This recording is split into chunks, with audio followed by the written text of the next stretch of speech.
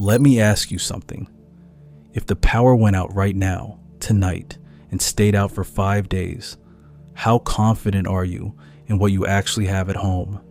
Not what you've been meaning to get, not what's on your list, what you have right now.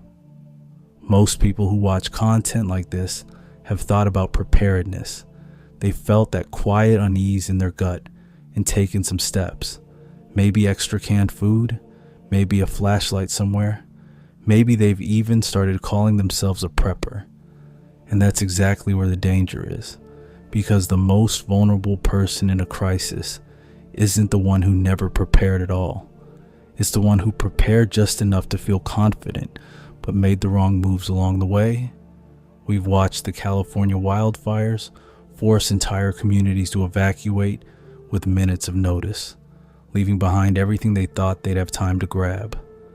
We've watched the Texas freeze expose gaps in systems people assumed were bulletproof. In every case, the patterns of failure were the same mistakes made by well-meaning people over and over again. Today I want to walk you through 7 of them. Some will feel familiar. Some will make you rethink something you were sure you had right. And one of them, the 5th one, is something almost nobody talks about, but might be the most important thing on this list. Let's get into it. Mistake 1, stockpiling food.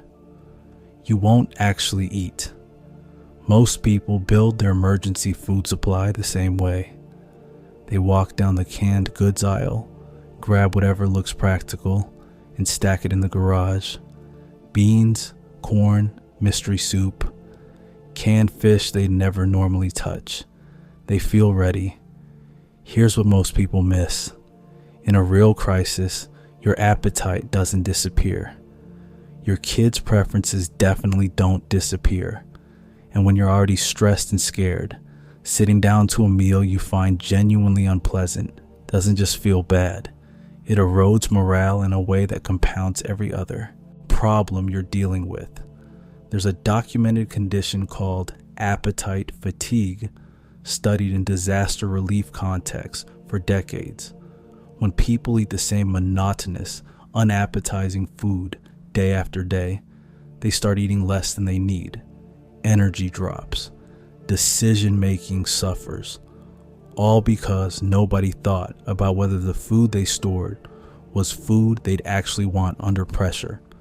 The fix is simple. Store what you eat and eat what you store. Build your supply around foods your family already likes. Add variety. Include comfort items, coffee, honey, hot sauce, things that make a hard situation feel slightly more human. Imagine day 4, power still out, kids restless and anxious. You open a can of something bought purely because it was cheap and nobody at the table wants it. That's not just a dinner problem, that's a morale problem. And morale is a resource you cannot afford to waste. But food is only one piece of this. The next mistake is one even experienced preppers make constantly. Mistake 2, ignoring the water math. Ask most preppers about water and they'll say they have it covered. Cases of bottled water in the garage, maybe a few jugs. They feel good about it. Reality check. 1 gallon per person per day covers only drinking and basic sanitation. A family of 4 needs 28 gallons for a single week. Most people's supply covers about 2 days, and that's before factoring in cooking, hygiene, or the reality that municipal water may stop flowing entirely. During the 2021 Texas freeze, millions lost water pressure overnight. During the Los Angeles fires, entire neighborhoods had water infrastructure compromised, not just from flames, but from pressure drops, caused by fire crews drawn from the same line simultaneously. People who thought they had water suddenly didn't. The approach has 2 layers. First, actual bulk storage with properly treated containers. Second, a way to treat water you find, a gravity filter like a Berkey or Sawyer system turns rainwater, pool water, or creek water into something safe to drink. That's not a luxury. That's a force multiplier. Imagine day 3 of a disruption. Bottled water gone. Tap running brown. Family looking at you for answers. If your only plan was the cases in the garage, you're in a very different situation than you thought. Water is the one thing you cannot improvise. Get this right before anything else. Mistake 3. Building a plan only. You know this one stings because it comes from a good place. You've done the research. You know where the supplies are, what the plan is, what to do if things go sideways. You feel prepared, but does your family know any of that? In a real emergency, you might not be home. You might not be reachable. The people you're trying to protect will be making decisions without any of the context you've spent months building. A plan that lives entirely in your head is not a family plan. It's just your plan. During the California fire evacuations, families who had a shared plan, a designated meeting point, a pre-packed bag everyone knew about, moved quickly and calmly. Families where only one person held all the information scrambled, wasted critical minutes, and in some cases got separated. The fix takes one conversation. Where are the supplies? What do we do if we can't reach each other? Where do we meet? It doesn't need to be a formal exercise. It just needs to happen. Imagine being stuck at work when something goes wrong. Your partner's home with the kids. They know something is off, but don't know where anything is and can't reach you. All of your preparation is sitting in a house nobody knows how to use. That's a fixable problem. Fix it this week. Mistake 4. Underestimating the psychological load. Most preparedness content focuses on physical supplies. Food, water, gear. Those things matter. But the psychological weight of a real crisis is unlike anything most people have experienced. And if you haven't thought about it in advance, it will catch you completely off guard. Think about what a multi-day disruption actually involves. Uncertainty about how long it will last, disrupted sleep, constant decision-making without good information. That's exhausting in a way no amount of freeze-dried food addresses. After the California fires, survivors who had escaped with their lives described the psychological toll as something they were completely unprepared for.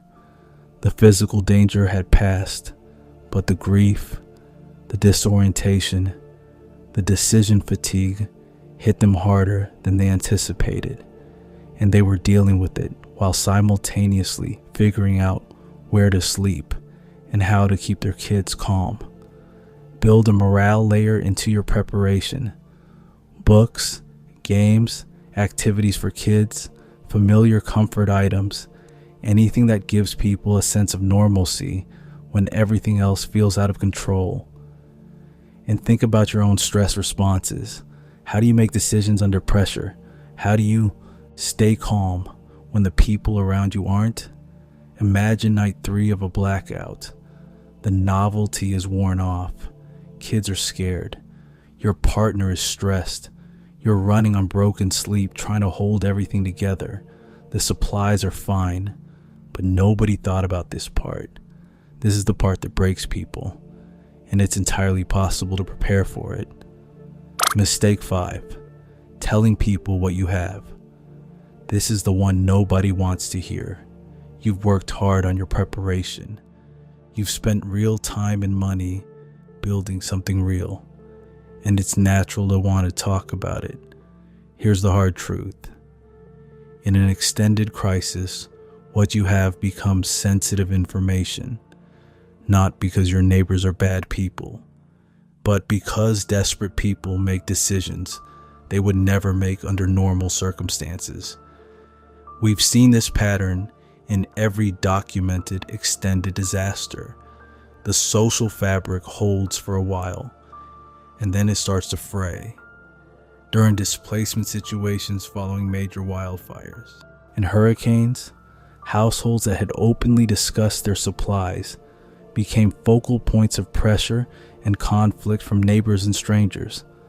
Not because anyone was villainous, because scarcity changes the math of human behavior in ways that are uncomfortable to acknowledge. Be thoughtful about who knows what you have. Build trusted relationships with a small group of people you genuinely want beside you in a crisis. But resist the urge to be the person who tells everyone at the neighborhood barbecue about their 6-month food supply. Imagine day 8. Stores empty for 5 days. A neighbor you barely know shows up at your door with 3 hungry kids because someone mentioned you were prepared. You could have avoided that conversation entirely. Discretion isn't paranoia, it's wisdom. Mistake 6, preparing alone. There's a version of preparedness that looks like a single household, fully stocked, fully equipped, ready to handle anything independently. While self-sufficiency is valuable, the idea that you can thrive long-term in complete isolation is one of the most persistent myths in the preparedness world.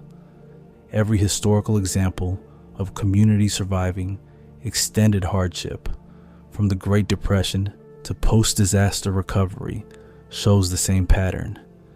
The people who made it had networks, people they could trust, trade with, and lean on. After the California fires, the stories that stood out weren't about households with the best gear. They were about neighbors who checked on each other, communities that organized quickly, people who had relationships already in place before the crisis arrived. Those informal networks saved lives in ways no individual preparation could have replicated. Start building those relationships now. Find 2 or 3 households who share your values. You don't need a formal group, just people you trust with complementary skills who you've already had honest conversations with. Imagine 4 families with different skills, sharing a watch schedule, pooling knowledge, supporting each other through an extended disruption. Now imagine a single household, no matter how well stocked, trying to do all of that alone. The math isn't close. Community is the oldest survival technology we have, and it costs nothing to start building it today. Mistake 7, waiting for the right moment to start. This is the quietest mistake on the list and the most common. The person who's been meaning to get serious for 2 years, who has a list of things to buy, a plan to make a plan, a vague intention to get around to it when life slows down. Life doesn't slow down, and crises don't wait for convenient timing. The Texas freeze gave people almost no warning. The California fires moved so fast in some areas that residents had minutes, not hours, to decide what to grab and which direction to drive. Every major disaster in recent memory has caught the majority of people in the middle of their normal lives with no buffer and no time to catch up. Do one thing today, not this week, today. Buy the water filter. Put 3 days of food in a bag. Have the conversation with your family. The goal isn't perfection. The goal is momentum. Because the hardest part of preparedness isn't knowing what to do, it's starting. Imagine 2 versions of yourself 1 year from now. One spent the last 12 months slowly, quietly building a real margin of safety. The other kept meaning to. Which one do you want to be? The quiet margin. 7 mistakes, and if you're honest with yourself, at least one of them landed. That's not a reason to feel behind. That's a reason to feel motivated. The people who come through hard times aren't always the ones with the most gear or the most money. They're the ones who thought clearly, prepared honestly, and built real relationships before they needed them. But if you're still here, you already know what your next step is. It doesn't have to be big. It just has to be real. You don't need to prepare for everything. You just need to prepare for the things that matter most. If you're serious about being ready, this is where it starts. Stay grounded. Stay aware. I'll see you in the next one.